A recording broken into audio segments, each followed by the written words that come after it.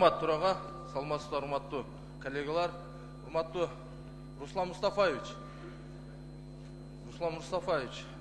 Сиздин өмүр баяныңызды окуп чыктык, көрдүк, иш тажрыйбаңыз мол, татыктуу жетекчи болосуз деп ойлойм. Буга чейин дагы биздин коллегалар бир топ суроолорду беришти. Мен дагы ошол суроолорду бир катар кайталабайлы, бир-эки сунуш катары.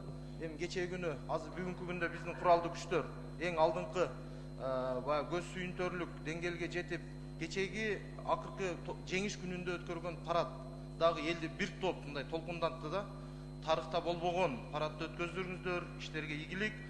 Мен эми айтайын дегеним, сиз боюнча кайсыл жетекчиден укпайлы, кайсыл командирден укпайлы эң жакшы ойлорун айтып атышат, татыктуу кадр келип атат деп атат сизде.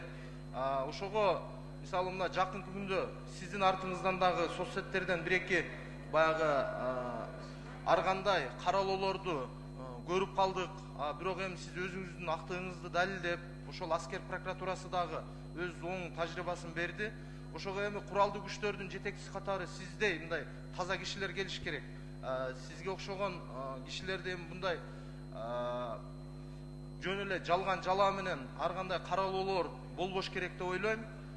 Ошого сизди бүгүнкү күндө күч органдары толук кандуу өз ойлорун айтышты.